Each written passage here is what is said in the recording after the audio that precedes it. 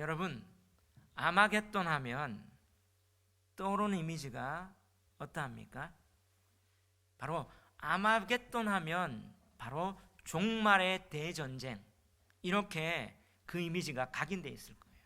이거는 믿는 사람뿐만 아니라 일반인도 이게 종말의 대명사 하면 아마겟돈이 그렇게 보편화됐습니다. 왜 그러냐면 영화에서도 아마겟돈이라는 이 제목으로 영화가 났죠. 내용은 조금 다릅니다, 성경하고. 그리고 또 만화에서도 유명한 만화 작가 이현세 씨가 아마겟돈이라는 걸 연재하며 또 만화로 이렇게 나왔습니다. 그리고 또 요즘 아이들 같은 경우에는 게임을 하잖아요. 게임에도 아마겟돈 하며 이렇게 전쟁, 종말의 대전쟁을 이렇게 묘사하고 있죠. 그리고 소설에도 아마겟돈이라고 이렇게 쓰고 있습니다. 근데 이 아마겟돈, 일반인도 너무 익숙한 그런 어떤 아마겟돈의 이미지가 종말의 대전쟁이죠. 이거는 성도들도 마찬가지입니다. 그런데 교회 안에 있는 성도들이 아마겟돈 하면 종말의 대전쟁인데 이것이 어떻게, 언제, 어떤 식으로 주어지는지는 다르게 나와요.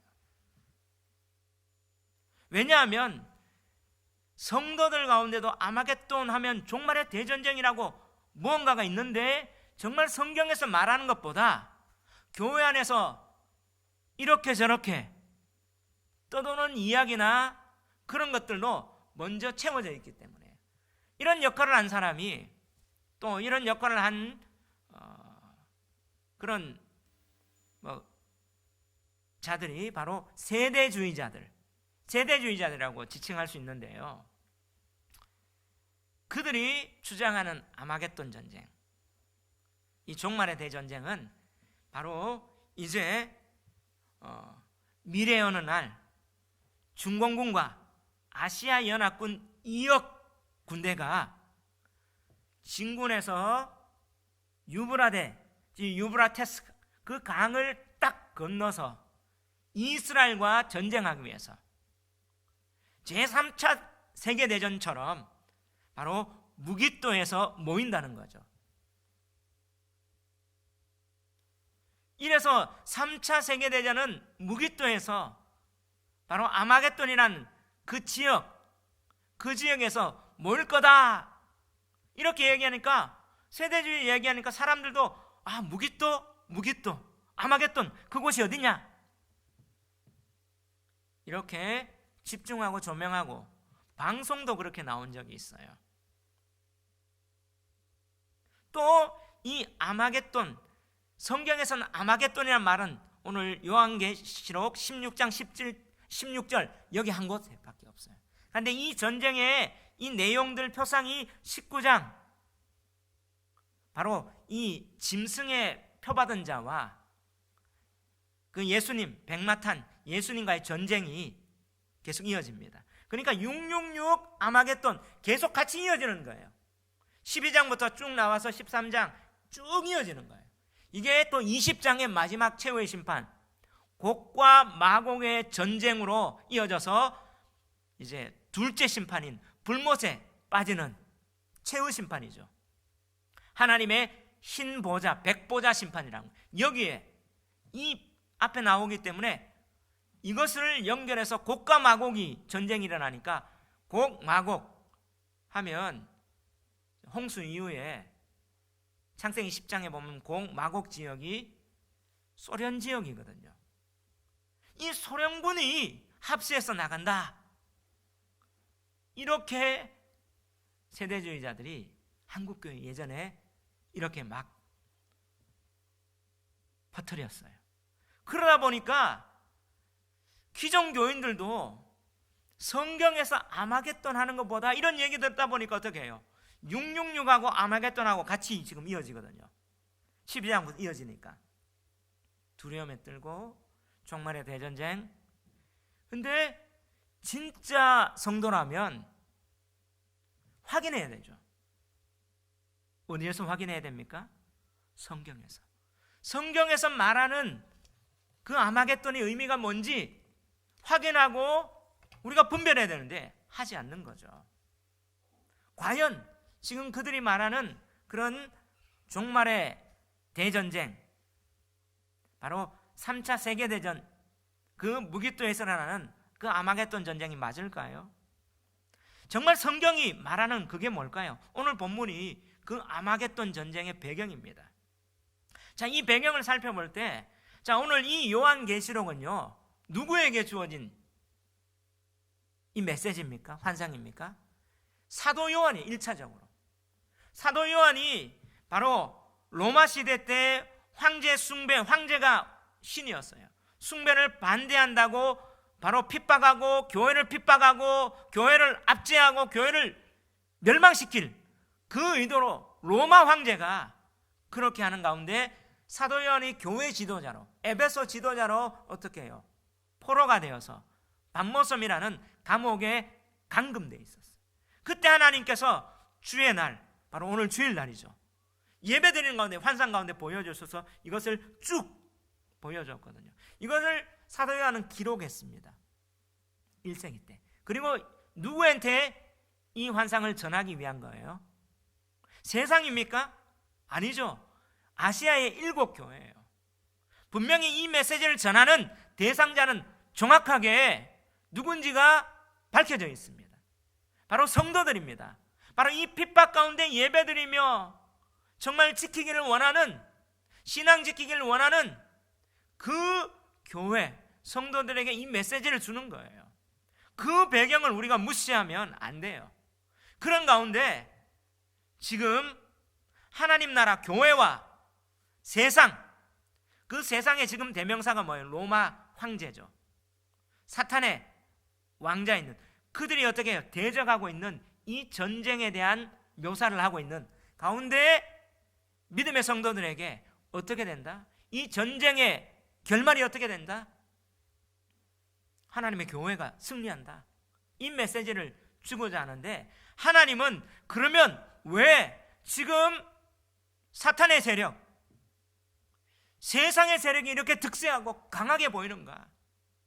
왜 하나님의 나라를 표상하는 교회가 이렇게 핍박과 압제 가운데 있는가? 근데 전쟁의 끝이 뭔가 보여주는 거죠. 그런 가운데 이제 하나님이 뭐예요? 세상에 대한 심판을 행하고 하나님의 교회의 승리와 구원을 주기 위해서 뭘 내려요? 재앙을 내립니다. 그 재앙이 3가지 7번의 재앙이 나오죠. 바로 인재앙, 나팔재앙, 그리고 뭐요? 대접재앙. 자, 이거는 계속 우리가 들었기 때문에 기억이 나죠. 7인, 7 나팔, 7 대접재앙 가운데 이제 아마겟돈 전쟁은 이 마지막 대접재앙 가운데 있는 거예요. 그런데 이 재앙은요, 본질상 하나입니다. 하나인데 이미지를 다양하게 더 구체적으로 보여줘요. 그러면 이 재앙이 보여주는 그 묘사는 뭐냐? 인재앙은, 이는 어떻게 해요? 봉인을 해제하는 거죠. 하나님의 종말의 계획을 어떻게 해요? 이제 공개해 주는 거예요. 그런 의미에서 조금 열어 보여줬습니다. 그 다음 나팔은 뭐예요? 이 내용을 더 많이 공개하죠. 나팔은 신호잖아요. 이스라엘 군대가, 자, 지금은 배경이 히브리인입니다. 사도 요한이 이스라엘 백성들이 구약을 다 알고 있어요. 성경은 테필린을 하기 때문에 모세오경은 암송을 하고 성경을 그렇게 잘 알고 있고 성경에 따라 지금 메시아를 만났고 메시아를 기대하는 그들 가운데 구약 성경의 나팔은 뭐예요? 신호입니다. 나팔을 불며 나아가는. 그러니까 뭐예요? 마지막에 그 신호를 보여주시는 거예요. 그러면서 나팔은 경고, 그 다음에 대접은 뭐예요? 쏟는 거죠. 실제적으로 이제 하나님이 이 재앙이 실제적으로 행해지는 것을 보여주는데, 그러면서 우리가 봤던 계시록 15장의 이 7 재앙이 뭡니까? 하나님의 진노예요. 하나님의 진노. 그러면 하나님의 진노가 어떤 진노입니까? 세상에 대한 심판을 위한 하나님의 진노가 내려지는 거예요. 아멘. 그러면 이 재앙은 누구에게 하나님께서 내리기를 원하시는 겁니까? 세상, 대적, 교회를 핍박한 세상, 하나님을 대적하는 세상, 사탄의 세력 가운데 내려지는 거예요. 재앙 가운데 하나님의 백성인 교회는 뭐예요?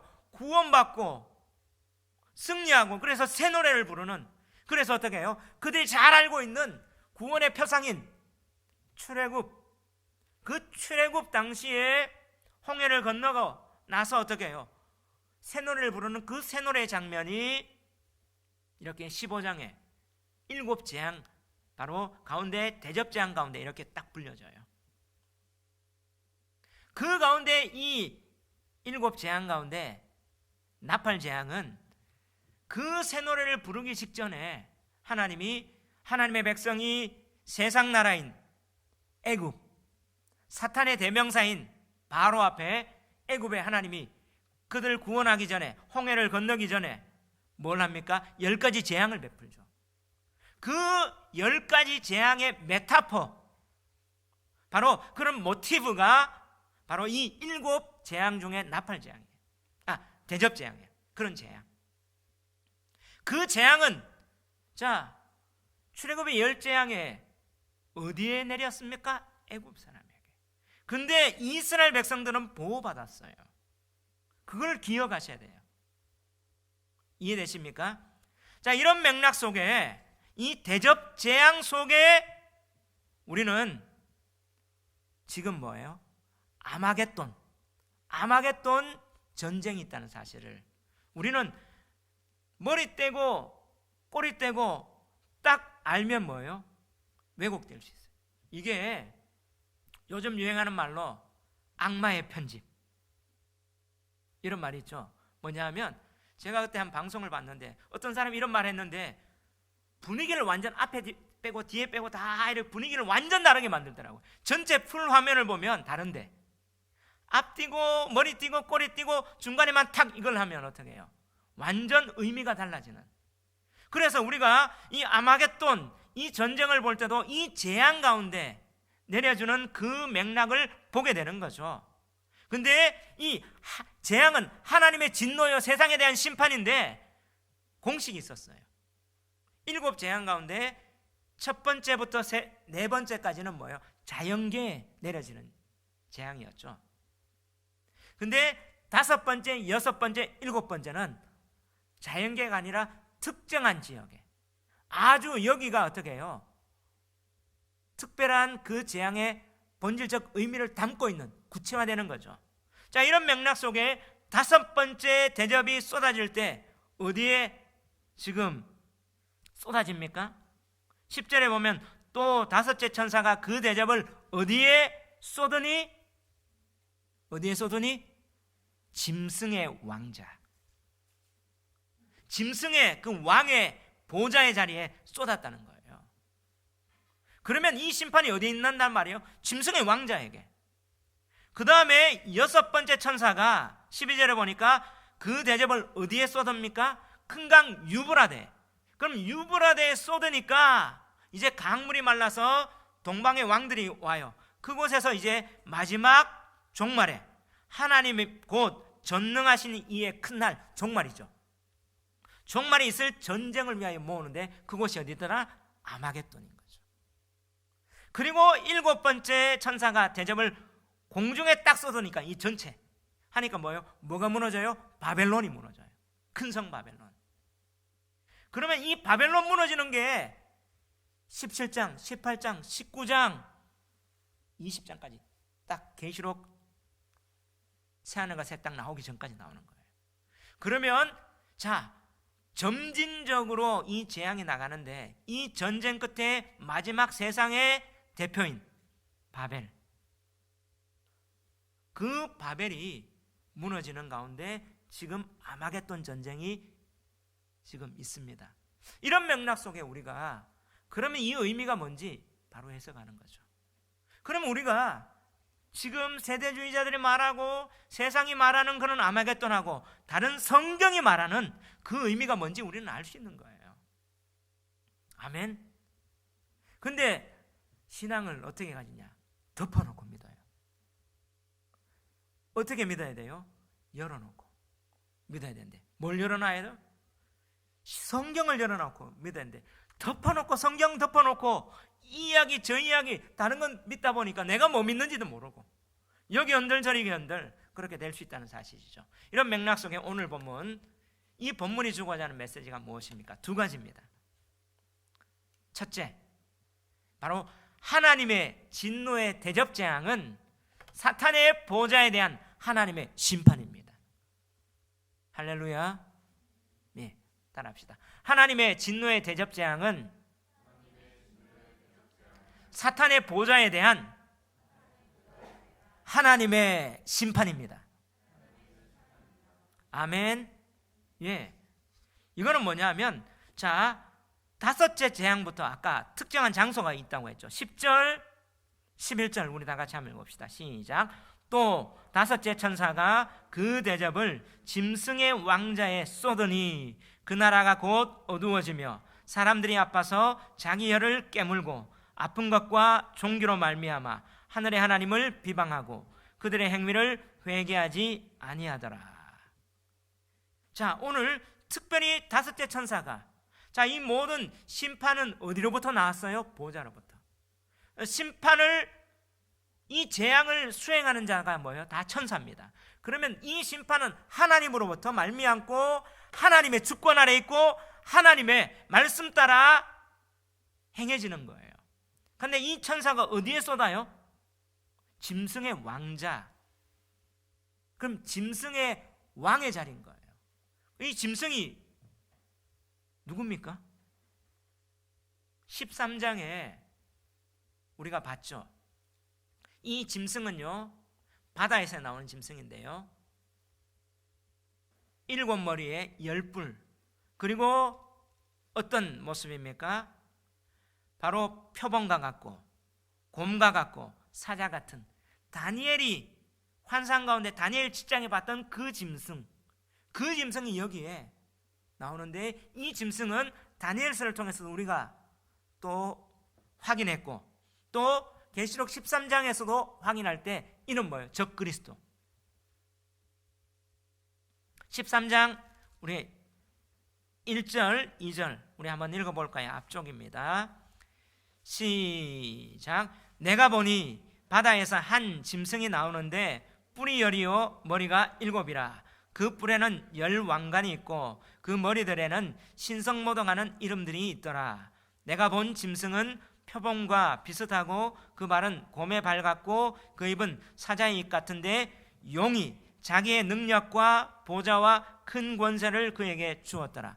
적그리스도죠. 적그리스도가 뭔지는 우리는 다니엘서를 통해서 또 계시록을 통해서 우리는 알았습니다. 확인해봤죠. 역사 가운데 이 적그리스도가 어떻게 되고 7뿔과 10머리가 어떻게 나오는지, 그죠? 10뿔과 7머리가 어떻게 나오는지, 그 10왕이라고 했잖아요. 7산, 로마를 통해서 나오는 그 적그리스도의 세력. 그러면서 어떻게 해요? 짐승. 근데 이 적그리스도가 어떻게 왕자를 갖게 됐었어요? 왕의 자리를 앉을 수 있었어요? 오늘 여기 보니까 용이 자기의 능력과 보좌와 큰 권세를 그 짐승에게 주었어요. 그러면 자, 이 짐승의 왕의 자리를 앉을 수 있는 힘을 준 거는 누굽니까? 용, 사탄이죠. 12장에 보니까 12장 9절에 큰 용이 내쫓기니 예뱀 곧 마귀라고도 하고 사탄이라고도 하며 온 천하를 꿰는 자라. 그가 땅으로 내쫓기니 그의 사자들도 그와 함께 내쫓기고, 이제 용이 어떻게 짐승에게 권세와 세력, 보좌를 준 거죠. 다시 말하면 이 짐승의 왕자는 다르게 말하면 뭐예요? 사탄의 보좌인 거예요. 사탄의 권세를 받아서 대행하는, 그럼 그 배우는 사탄이고요, 앞에 나가서 그렇게 왕처럼 노릇하는, 오늘 말하면 얼굴 마담은 뭐예요? 짐승이죠. 결국에는 사탄의 통치한 사탄의 나라, 세력, 그것에 대한 하나님이 뭐예요? 지금 심판하신다는 거예요. 아멘. 그 짐승의 왕자에 쏟았어요. 하나님이 이렇게 심판하니까 그 나라가 어떻게 해요? 곧 어두워지는 겁니다. 자, 어두워지는 이 모티브는 그 애굽의 10재앙 가운데 흑암재앙이죠. 그리고 또 어둠이 계시록에는요 상징을 말하고 있는데 상징을 그대로 잘 해석해야 돼요. 자, 어둠, 흑암은 무엇을 나타냅니까? 하나님의 은혜, 하나님의 통치가 미치지 않는 것, 하나님과 영원한 분리되는 것을 흑암, 어둠이라고 해요. 예수님이 어떻게 해요? 저 지옥을 뭐예요? 저 어둠의 권세 가운데 영원히 이를 갈고 있는 그곳. 자, 흑암. 왜냐하면 하나님이 빛이거든요. 그죠? 자, 그에게 심판하니까 그 나라가 곧 어두워진다는 말은 그들이 하나님의 심판 가운데 영원한 그 지옥 가운데 그 지옥의 심판이 그들 가운데 임한다는 말이에요. 아멘. 자, 이 환상을 본 사도 요한은 뭐예요? 힘이 됐죠. 이것을 말씀하고 전하는 그것을 듣는 7교회는 뭐예요? 힘이 되는 거죠. 그들은 구약의 배경들을 다 알고 이 말씀들을 다 알고 그런 어떤 것들을 듣고 보고 기도하고 읽고 했던 그들이니까, 아, 이건 세상 사탄의 통치 가운데 하나님께서 심판하시구나. 그들이 영원한 하나님으로부터 분리돼 가지고 흑암 가운데 가는구나. 이게 영적인 어둠이요, 또 이 세상 가운데 도덕적인 어둠이요, 또 그리고 어떻게 지적으로도 다 어두워지는 하나님과 분리된 그들 사탄에 대한 심판이구나. 그 나라가 곧 어두워지며 사람들이 아파서 자기 혀를 깨문다고 해요. 이 고통이 얼마나 큰지, 아파서 자기 혀를 깨문다, 이 말은 관용적인 표현입니다. 울며 이를 갈미 있더라 지옥에 떨어지면, 이 말이면 똑같은 거예요. 죽고 싶어도 죽을 수 없는, 죽는 것보다 더한 고통이 여기 나오는 거죠. 바로 지옥의 고통을 지금 보여주는 거예요. 자기 혀를 깨물 정도로. 바로 하나님의 심판이 나오면 사탄의 왕자, 그 핵심, 그 보좌 가운데 하나님의 심판이 이 재앙을 통해서 하나님이 심판하시는 거예요. 아멘. 짐승에 표하지 않고 믿음 지키는 자들, 결국에는 이들은 보호하고 그들 그렇게 한 그 짐승에게 하나님 심판하신다는 겁니다. 근데 그들이 뭐예요? 지옥의 극심한 고통 가운데, 바로 이것이 계시록 20장에 보면 불못에서, 둘째 사망에서 받을 영원한 고통, 그곳에서 받는 고통이 있다는 거죠.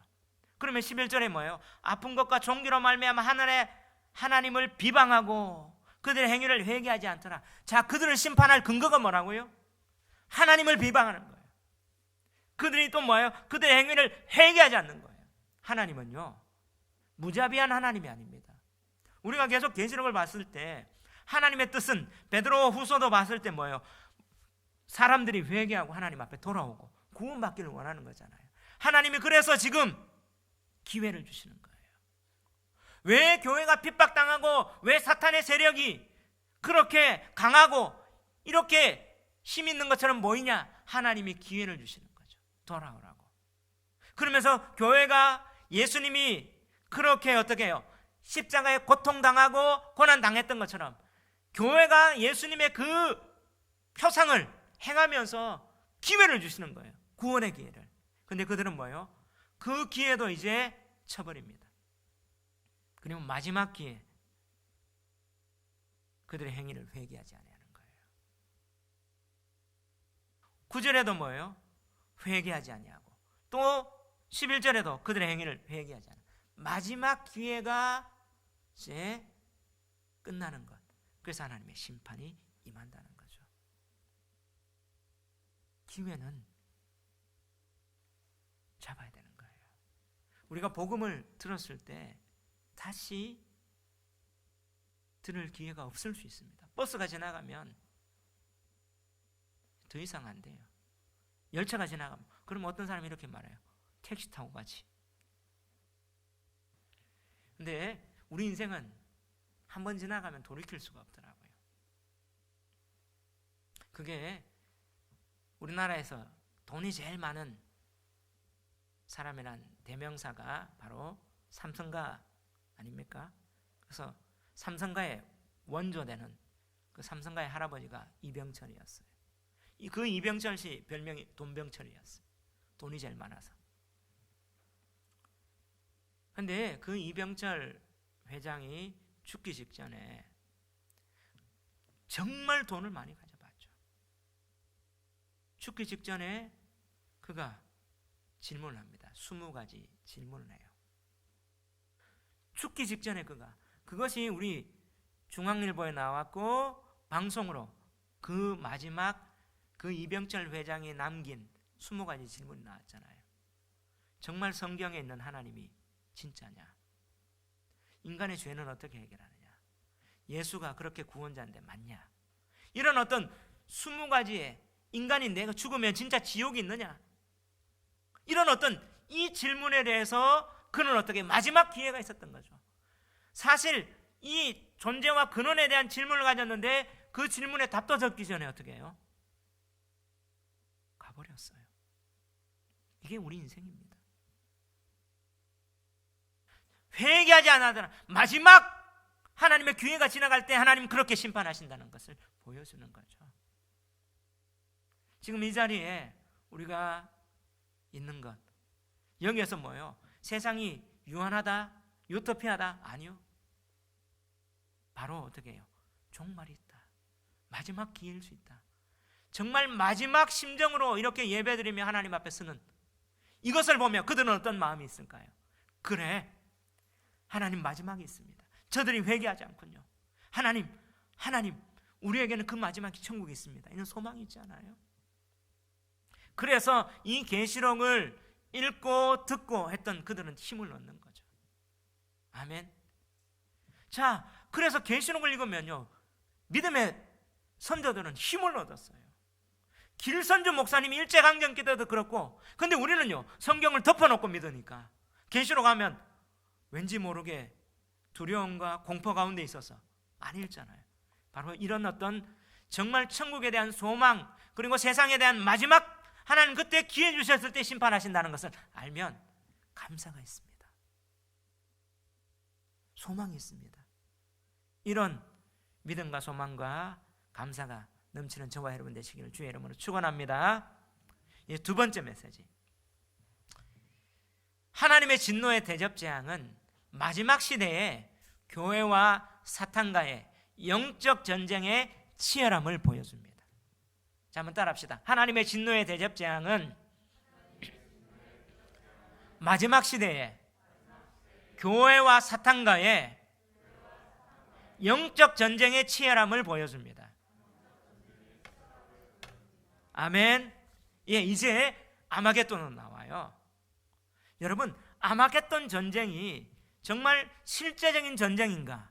아니면 다른 어떤 의미를 담은 그 어떤 전쟁의 어떤 은유, 그런 상징인가? 이런 질문이 나와요. 그리고 이 아마겟돈이란 지역, 모이는 지역이 어딘가 궁금하죠?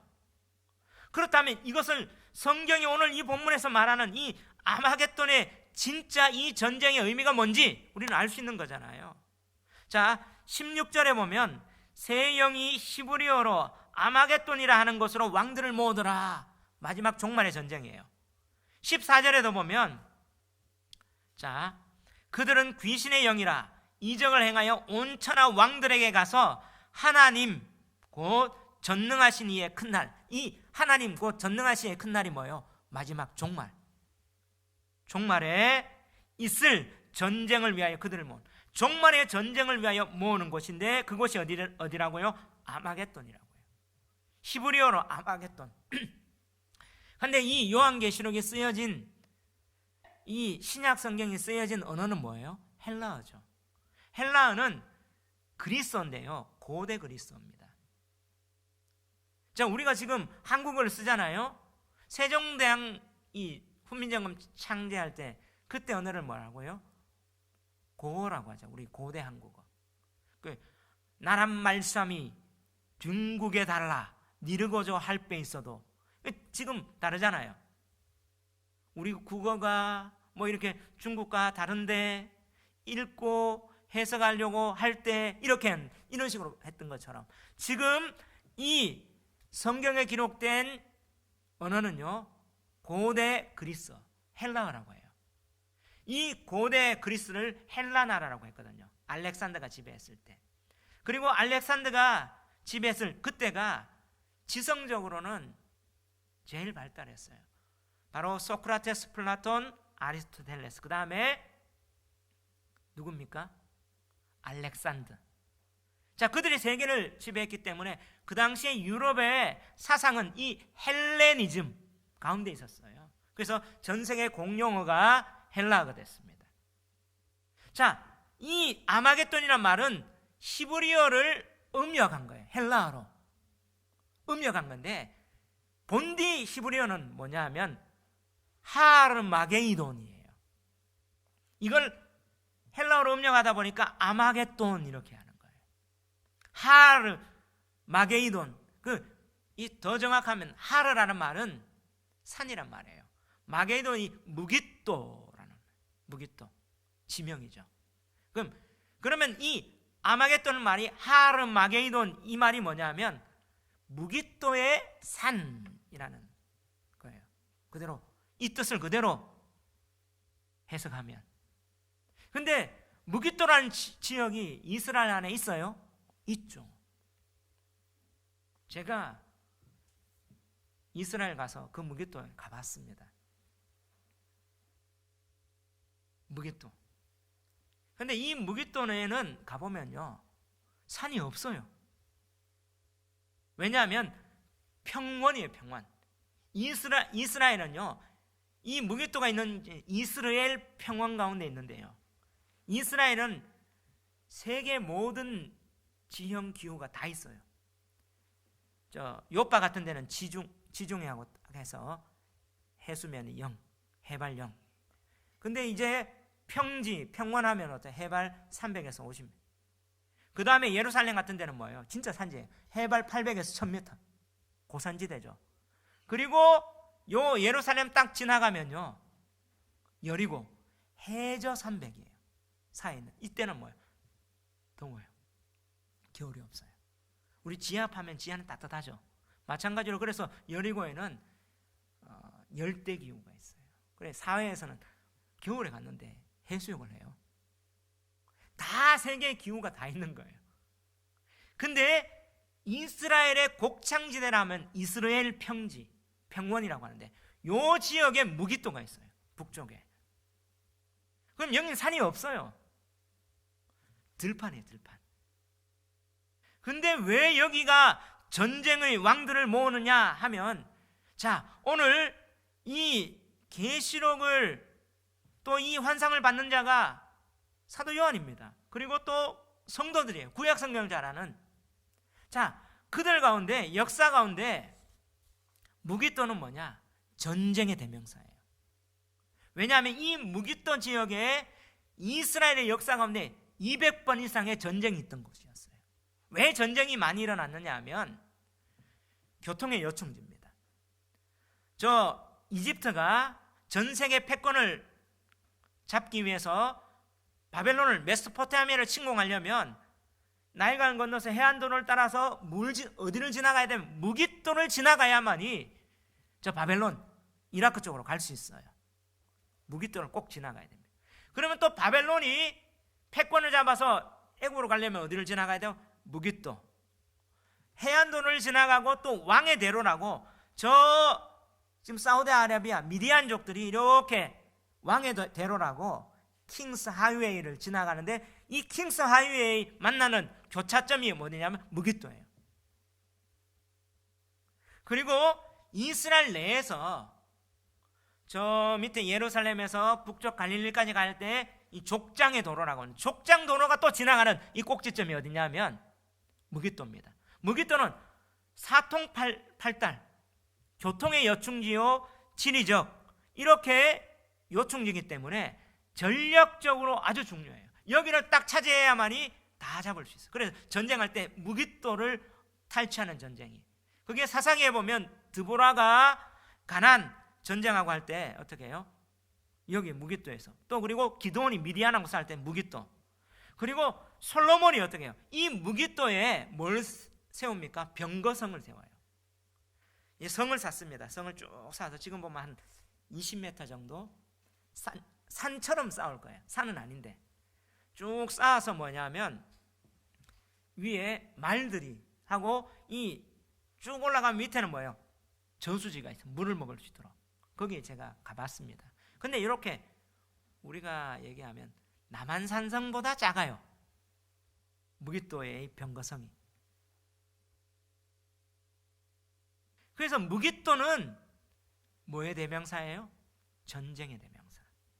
자, 이런 어떤 은유적인 메타포를, 역사적인 어떤 것들을 가지고 전쟁이 여기서 일어나는구나. 이 말은 뭐예요?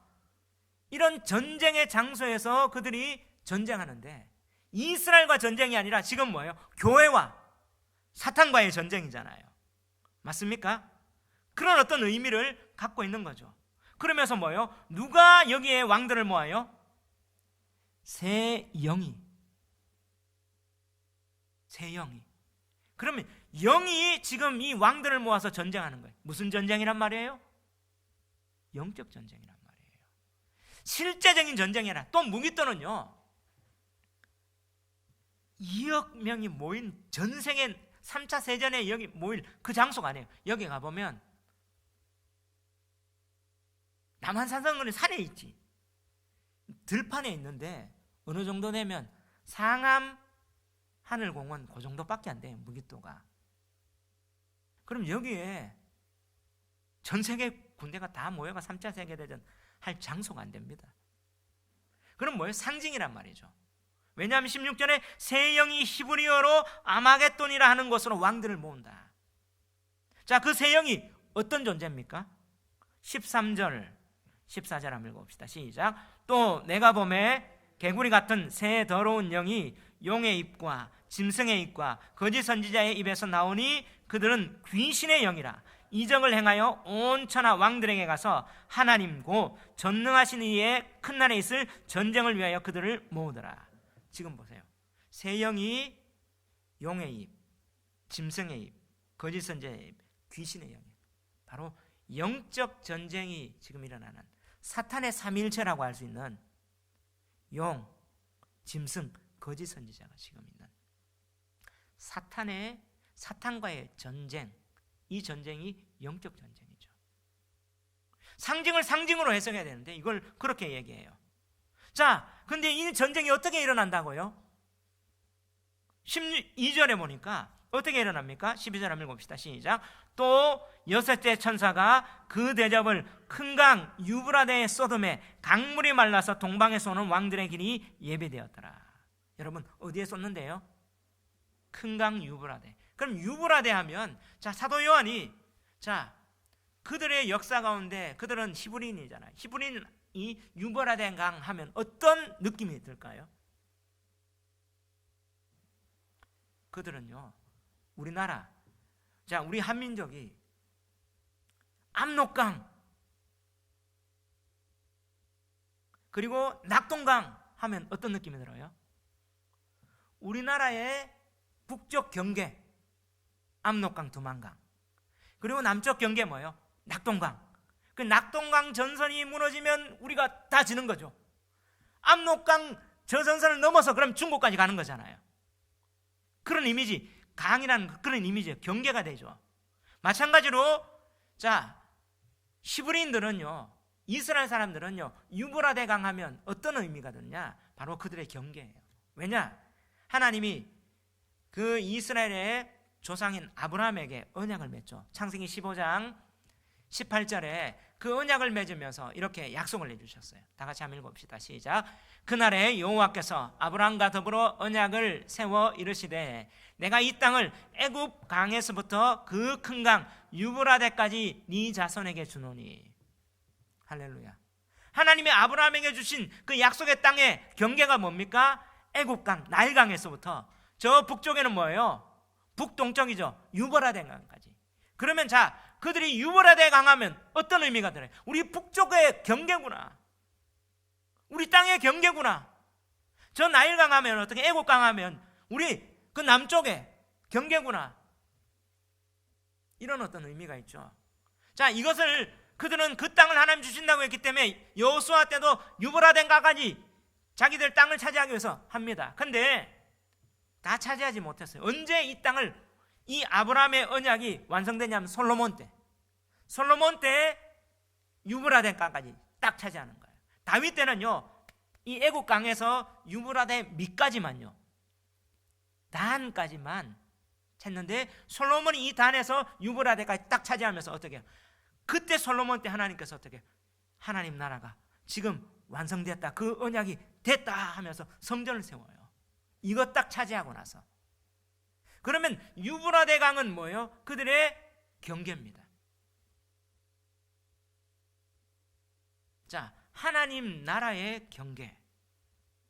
근데 이 경계가 강물이 말라서 동방에 오는 왕들이 길이 예비되는 경계가 어떻게 됐대요? 강물이 말라졌으면 그냥 걸을 수 있죠.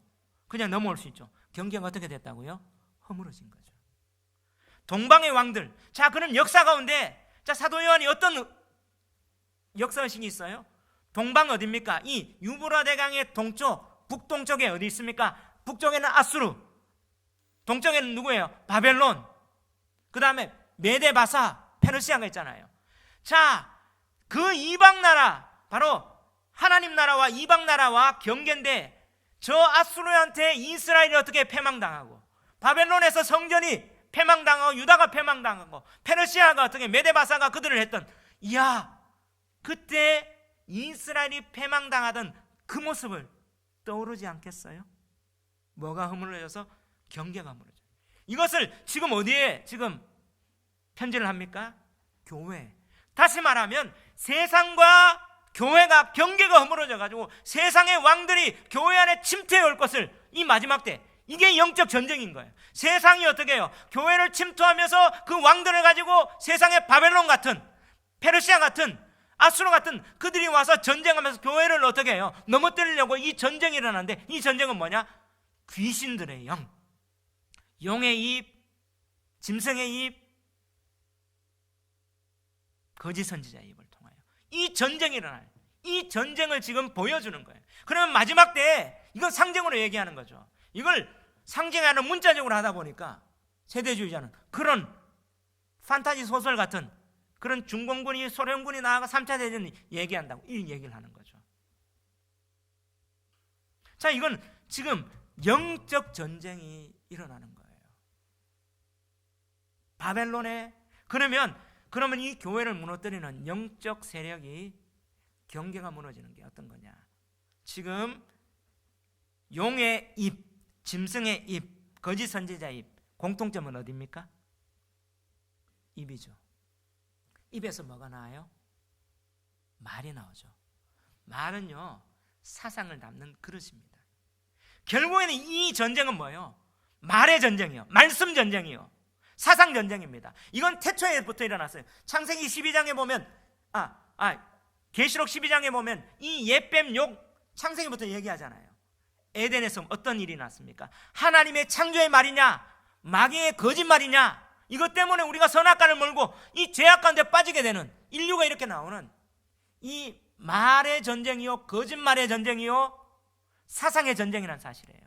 그러면 사탄은요, 교회를 무너뜨리기 위해서, 경계를 무너뜨리기 위해서 세상 왕들 가지고, 세상의 사조 가지고, 세상의 사상 가지고 교회 안에 지금 침투한다는 말이에요. 종말에.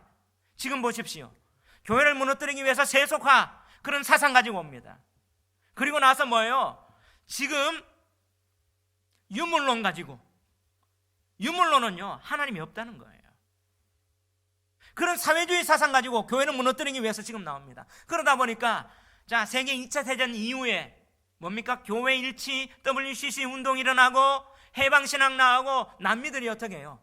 좌경화되고, 이 사회주의 운동이 일어나고, 교회가 무너집니다. 이들이 이거 가지고 공격해요. 지금 저 북한에는요, 극단적 사회주의죠. 저기에 교회가 세워지는 자리마다 교회를 다 헐고 김일성 동상을 세웠어요.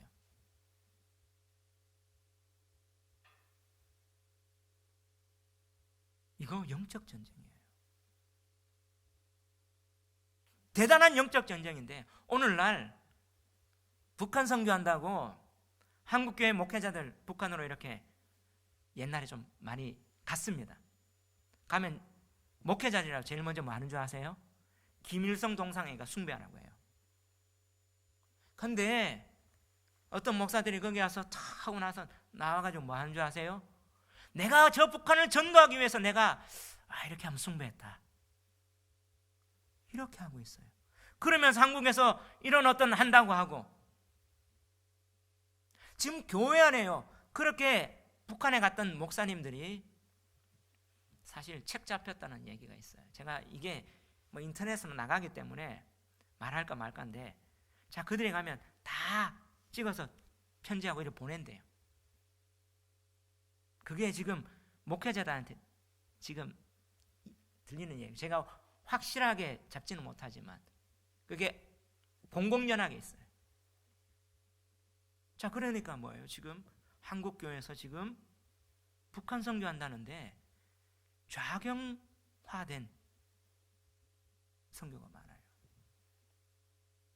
지난주, 지지난주 우리 케네스베 목사님, 그분이 북한에 2년 동안 억류됐다가 존 원비어가 죽고 이분이 풀려났습니다. 이분은 고등학교 미국 가서 미국 시민권을 갖고 있어요.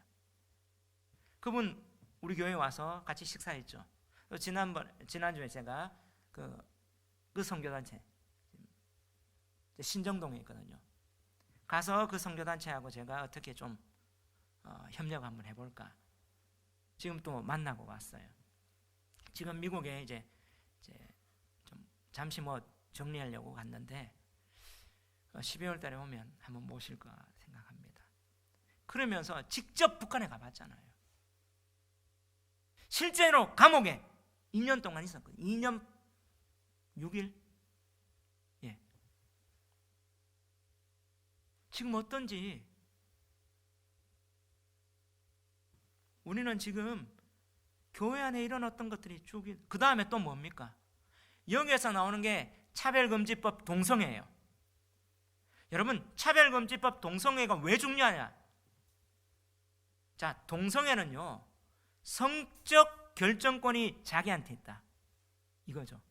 자, 원래 남성, 여성, 원래 창조주 하나님이 한 거예요. 이걸 뭐예요? 내가 결정할 수 있다. 젠더, 이 페미니즘 이렇게 나오는데, 이 젠더가 옛날에 나올 때 제가 학부 다닐 때 서동진 씨라고 연대에서 나온 이 사람하고 이제 토론하는 걸 내가 들었어요.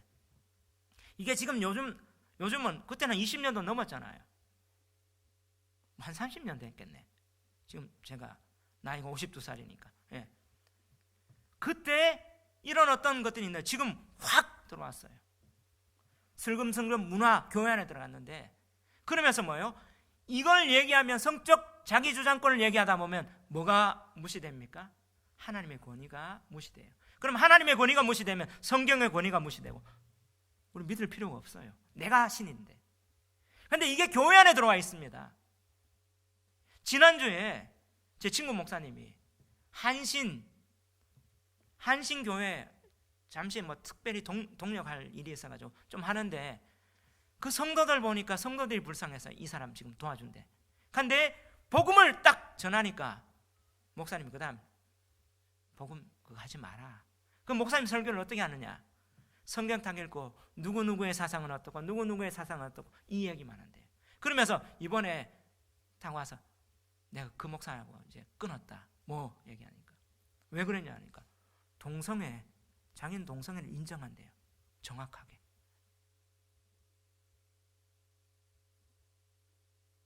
목사가.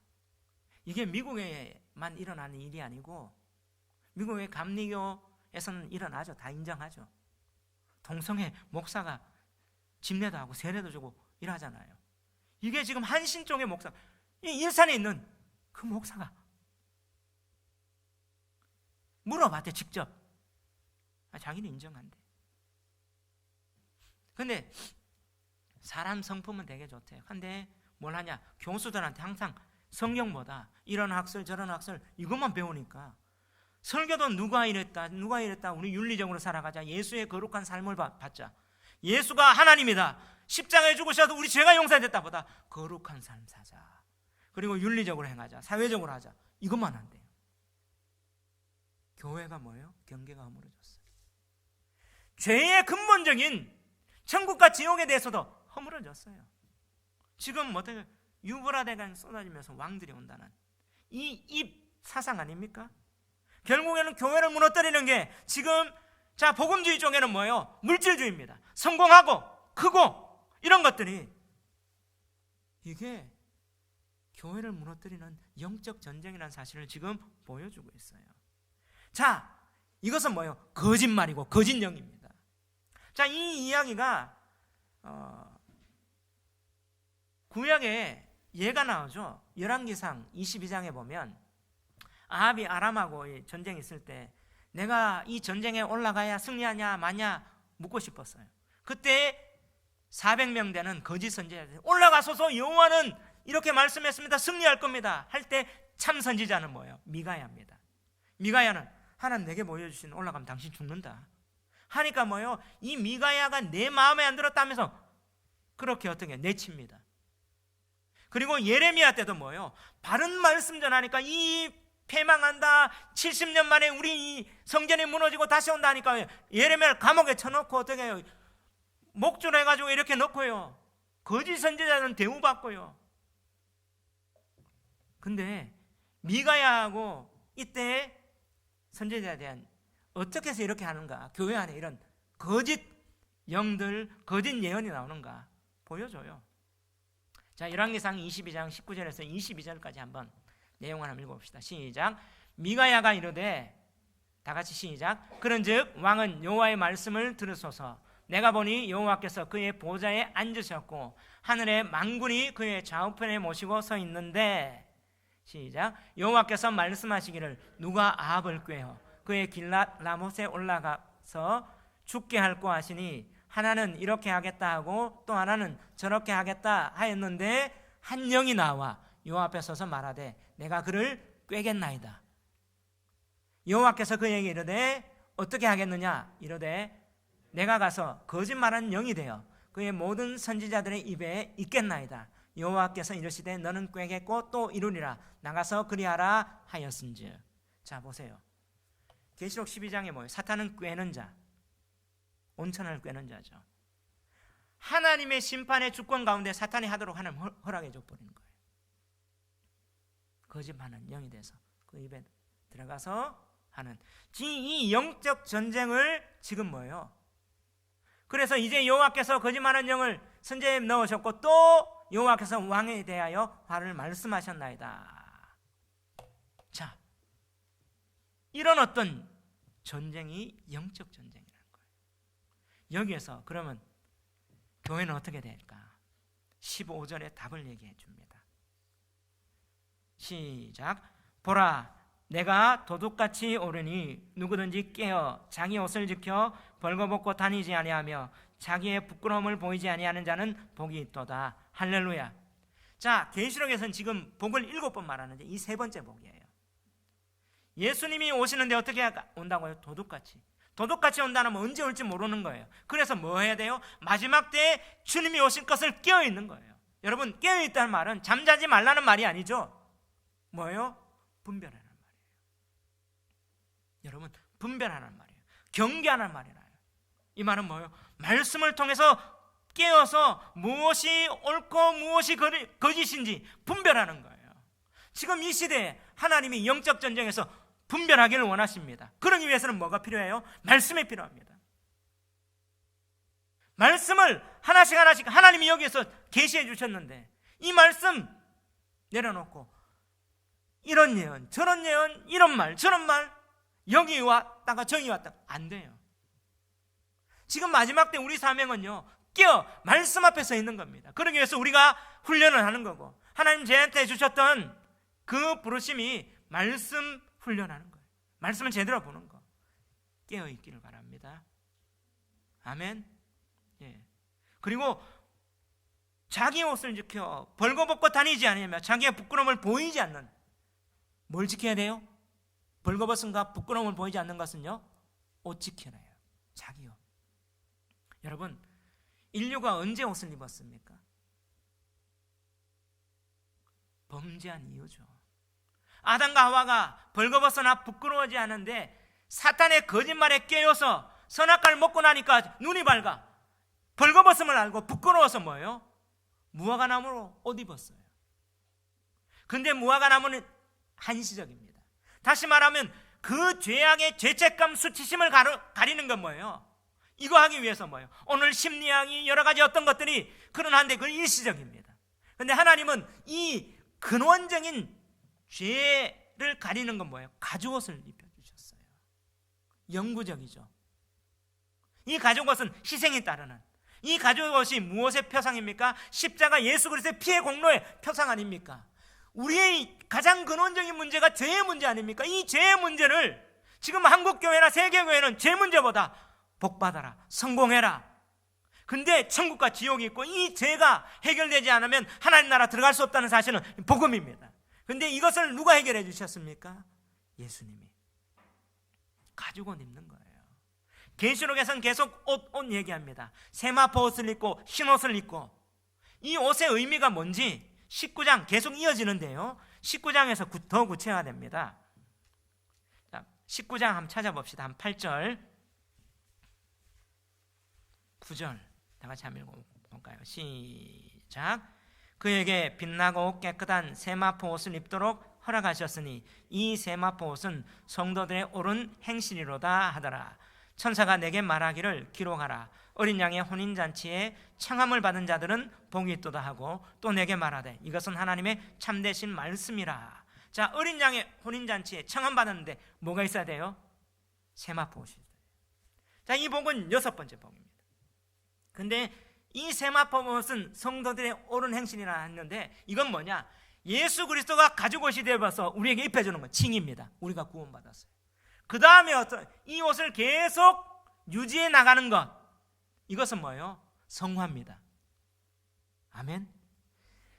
믿고 그 다음에 이 거룩함을 나가는, 예수님 닮아가는 성화가 같이 가야 돼요. 자, 구원파는요 칭의만 얘기합니다. 성화를 제거했어요. 또 극단적 공로주의는 자기의 공로만 얘기합니다. 칭의를 얘기하지 않아요. 칭의와 성화. 자, 그게 뭐냐면 11절부터 쭉 나오는 게 이제 마지막 아마겟돈의 실제인데 바로 예수님이 백마 타고 오십니다. 이 마지막 전쟁에 그 예수님이 13절 어떻게 했는지 한번 읽어봅시다. 시작. 또 그가 피 뿌린 옷을 입었는데 그 이름은 하나님의 말씀이라 칭하더라. 할렐루야. 피 뿌린 옷, 이게 뭐라고요? 하나님의 말씀이에요. 아멘.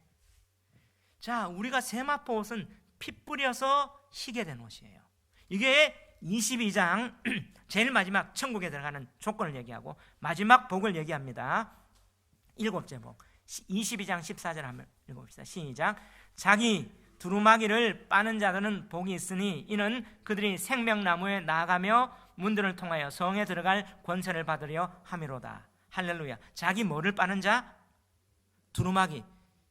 원래 헬라 말로 스톨레. 아까 옷 똑같은 말이에요. 우리가 14만 4천도 흰옷 입었잖아요.